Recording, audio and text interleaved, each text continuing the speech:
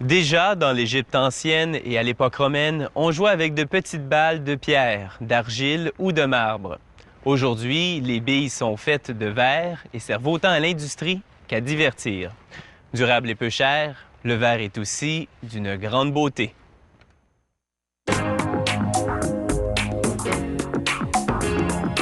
L'aspect serein d'une bille naît d'un procédé assez chaotique.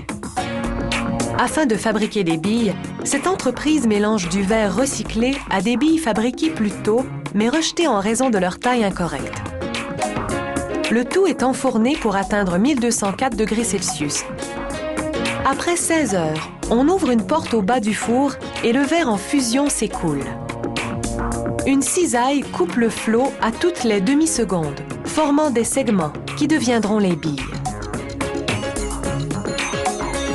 Les perles de verre dévalent des chutes et atterrissent entre les cannelures de cylindres en fonte qui tournent sur eux-mêmes. Le mouvement empêche les perles de verre de coller. Il faudra 72 heures pour qu'elles refroidissent complètement, mais leur apparence finale est déjà déterminée. Celle-ci s'est formée dans le four alors que la circulation d'air déplaçait la chaleur pour faire fondre le verre et mélanger les couleurs. Ces rainures trient les perles. Des ouvertures permettent d'éliminer celles qui sont trop grosses ou trop petites et de recueillir celles qui sont de la bonne taille.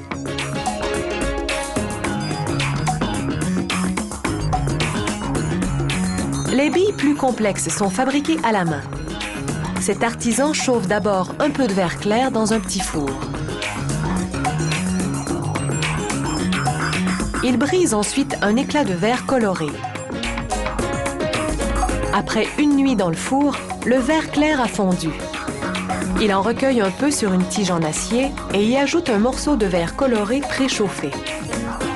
Il forme une noix et travaille la masse en un long fil mince comme une nouille, mais pouvant atteindre 5 mètres de long. Il en utilisera diverses couleurs pour décorer le cœur de verre clair des billes.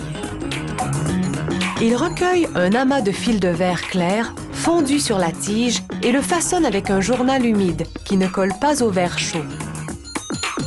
Après avoir travaillé l'extrémité, il roule l'amas sur plusieurs fils de verre colorés préchauffés. Puis, replace le tout dans le four. Il répète ces étapes jusqu'à 3 fois. Entre chaque séjour dans le four, il roule l'amas sur une table en métal afin d'uniformiser la surface.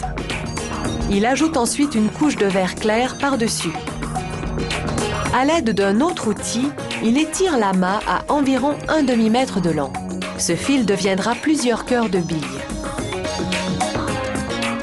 Pour fabriquer la deuxième couche du cœur, il roule un segment de 5 cm sur des rubans de verre colorés. Après les avoir tournés dans le four pour les faire fondre, il aplatit les rubans à l'aide de pinces et coupe l'excédent aux extrémités.